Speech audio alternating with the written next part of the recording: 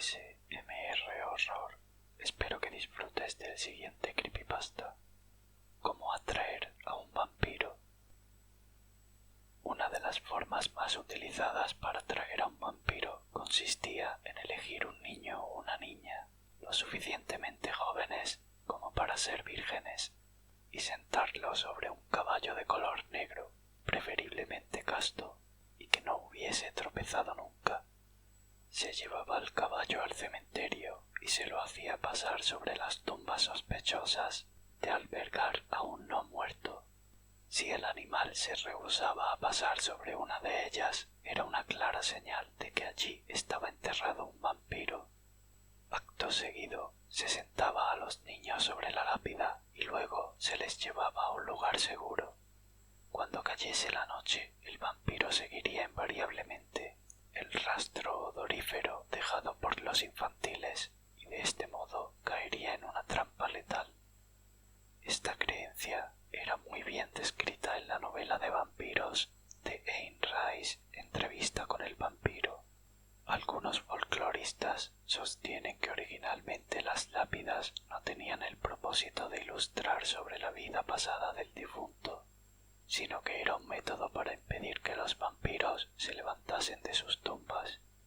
Existen otros métodos, acaso más modernos, para atraer a los vampiros, los cuales consisten en aplicar inversamente los ritos tradicionales para alejarlos. Por ejemplo, así como los vampiros odian el ajo, adoran en cambio el aroma de las amapolas. Estas flores ejercen un tremendo magnetismo en los vampiros y los llevan a cometer toda clase de imprudencias para obtenerlas. En los mitos de Europa del Este encontramos muy pocos remedios tradicionales para convocar a los vampiros, ya que en esa zona los vampiros suelen ser bastante poco agradables y de existencia miserable. Voltaire solía burlarse de ellos, diciendo que la creencia en vampiros es directamente proporcional a la ignorancia de los pueblos que profesan su fe. Pero en la iluminada cultura de la Europa de Voltaire también se agitaba el germen del vampirismo, el cual adquiría muchas formas.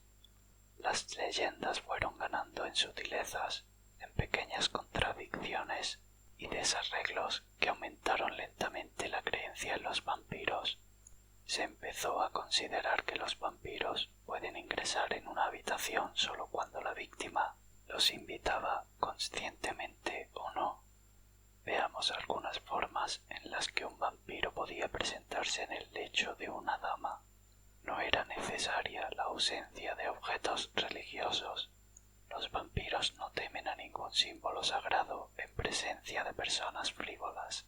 Solo los aborrecen cuando las cruces y relicarios operan como catalizadores en manos de hombres de probada fe. Las rosas, en cambio, producen en los vampiros un fuerte rechazo, especialmente las blancas. Tampoco es recomendable tener un recipiente con agua en la habitación, particularmente cerca del lecho, ya que los vampiros no pueden cruzar ningún límite marcado con agua. Y esto funciona, dentro de la leyenda, claro, tanto para los ríos como para un simple vaso con agua. Es importante destacar que una vez que el vampiro se ha hecho presente, tanto la ignota dama como él son igualmente responsables por el bienestar del otro. Nos explicamos. Así como el vampiro necesita una invitación para entrar en una casa, también requiere una autorización para abandonarla, motivo por el cual los vampiros suelen alimentarse visitando el cuarto de sus amantes, pero jamás les dan muerte dentro de aquellos límites, ya que sin la autorización de la víctima, el vampiro no podrá abandonar el lugar. Es así que la mujer y el vampiro deben complementarse. Él leerá sus deseos más recónditos, incluso de los que ella no es enteramente consciente, y saciará todos sus apetitos a medida que bebe su sangre. Ella le ofrecerá el cáliz de su cuello. Se irá diluyendo entre sus abrazos, pero el placer será apenas una anticipación, un preludio, jamás terminará de consumarse. Y y cuando la sombra del vampiro abandone la habitación, nuestra desconocida dama creerá haber tenido un sueño espantoso. Sentirá sobre sus labios los ecos de un beso frío, helado como la tumba. Su cuerpo temblará, sus dedos recordarán la textura etérea de un cuerpo lívido y que se niega a permanecer en la memoria. Nadie que haya sido mordido por un vampiro recordará plenamente la experiencia, y mucho menos el rostro de su siniestro visitante.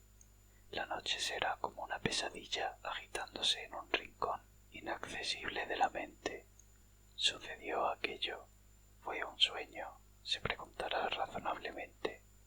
Podemos imaginar a esta mujer hipotética luchando por conciliar el sueño, con la mente atribulada por dudas y un horror que se resiste a ser evacuado por la lógica. La habitación parece cerrarse sobre ella, con sus paredes ensombrecidas y las cortinas ondulando suavemente con la brisa nocturna. Y en el preludio del sueño, donde la consciencia se abre paso hacia lo imposible, tal vez la veamos estirar sus dedos temblorosos para verificar la lubricidad de su sexo envuelto en tinieblas, intentando recordar en vano un momento que acaso jamás tuvo lugar. Entonces verá, sobre la blanca palidez de las sábanas